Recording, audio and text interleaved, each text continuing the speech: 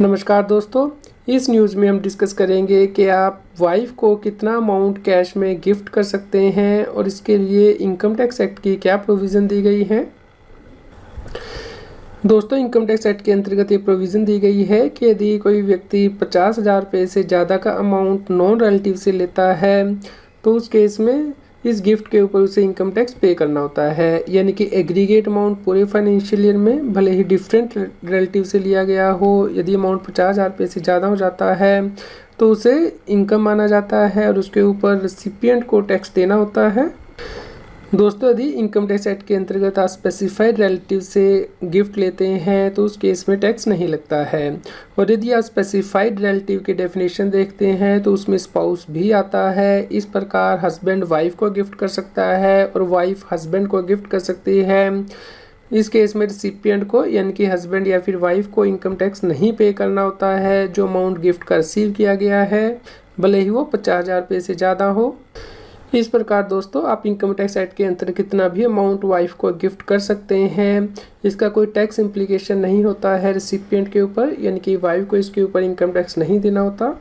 दोस्तों, यहाँ पे आपको ध्यान रखना है कि यदि आप वाइफ को कैश दे रहे हैं तो उस केस में 2 लाख से नीचे का ही कैश आप दे सकते हैं, क्योंकि इसके लिए इनकम टैक्स एक्ट में सेक्शन लगाई गई है।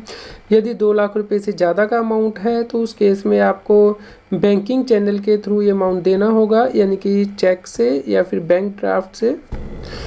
दोस्तों, इनकम टैक्स एक्ट के अंतर्गत ये सेक्शन लगाई गई है कि कोई व्यक्ति 2 लाख रुपए या फिर उससे ज़्यादा का अमाउंट कैश में रिसीव नहीं कर सकता है in aggregate from person in a day, या फिर इंस्पेक्ट ऑफ सिंगल ट्रांजैक्शंस, या फिर इंस्पेक्ट ऑफ वन इवेंट और ओकेजन्स। इस प्रकार यदि आपको 2 लाख रुपए से ज़्यादा का अमाउंट रिसीव करना है तो उस केस में आपको यह अमाउंट बैंकिंग चैनल से रिसीव करना होगा, जैसे कि बैंक ड्राफ्ट, चेक या फिर नेट बैंकिंग एक्स्ट्रा से।